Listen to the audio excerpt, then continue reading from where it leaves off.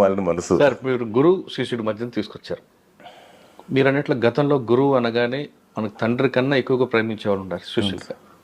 ఆయనే మనకు జ్ఞానం ఇస్తారు కాబట్టి. కానీ క్రమేపటి తీసుకుంటే గురువుకి శిష్యుడికి మధ్యన ఆ అనుబంధం తెగిపోయింది.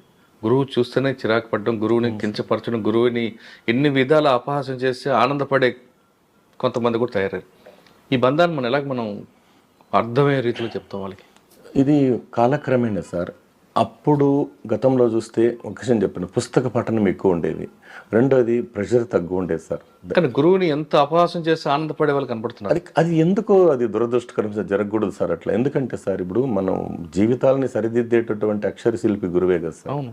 కానీ అది జరగకూడదు సార్. అమ్మ జన్మనిస్తుంది, తండ్రి గురువు ఏమో మనకు జ్ఞానాన్ని ఇస్తాడు. జ్ఞానాన్ని ఇస్తాడు కదా సార్. జ్ఞాన సంపద ఇచ్చేవాడు. అంటే తల్లి గర్భం నుండి 2.5 కిలోల మాంసం ముద్దగా బయటపడిన మనకు వెలుగును విలువను పంచేవారు, పెంచేవారు, విద్యార్థి లోకాన్ని అభిషేకించేవాడే కదా సార్ గురువు అంటే. అందుకని అటువంటి గురువుని ఎందుకు అపహాసం చేస్తుంటారండి? సినిమాల ప్రభావం అంటారా, టీవీల ప్రభావం అంటారా, లేదంటే ఇప్పుడు మనం చూస్తున్న పాశ్చాత్య పోకడలు అంటారా? పాశ్చాత్య పోకడే ఎక్కువ వస్తుంది సార్. ఎందుకంటే ఫాస్ట్ అంటే ఉరుకులు పరుగుల జీవితాలు సార్, ఉరుకులు పరుగుల జీవితాలు. రెండోది ఏంటంటే ఎప్పుడైతే సార్ ఇప్పుడు ఒకప్పుడు విద్యాదానం ఉండేది కదా సార్. ఇప్పుడు ఏమైంది సార్, పరిస్థితులు మారిపోయినాయి. విద్యాదానం అప్పట్లో, ఇప్పుడు పరిస్థితి చేంజ్ అయింది. గురువు శిష్యుడి మధ్య బంధం గురించి చెప్పండి. గురు శిష్య బంధం అనేటప్పటికి వస్తే ఒక గొప్ప మాట ఉంది సార్. ఇక్కడ వెంకటేశ్వర స్వామి దగ్గరికి అన్నమయ్య గారు వెళ్ళి, గురువు గారు మీ వల్ల నాకు ఎంత మంచి పేరు వచ్చింది అన్నారు. అప్పుడు వెంకటేశ్వర స్వామి వారు ఏమన్నారంటే, నాయన అన్నమయ్య, మీరు నా మీద 32,000 సంకీర్తనలు రాయబట్టే కదా నాకు పేరు వచ్చింది అన్నాడు గురువు గారు. గురువు ఏం చెప్పాడు అని నేను చెప్పాడు అంటే, నువ్వు రాస్తేనే కదా నాకు పేరు వచ్చింది అని అన్నాడు స్వామివారు. ఈయనేమన్నాడు, మీరు ఉండబట్టే కదా నేను రాసింది. చూడండి సార్ ఎంత గొప్ప మాట. అంటే మీరు ఉండబట్టే కదా నేను రాసింది. ఈయన లేదు, నువ్వు రాస్తే నాకు పేరు వచ్చింది. అంటే ఇలాంటి యొక్క కంటెంట్ అనేటువంటిది వాళ్ళ మైండ్లోకి దూరాలి సార్. ఇప్పుడు చాలామంది గురువులు ఉన్నారు కదా సార్.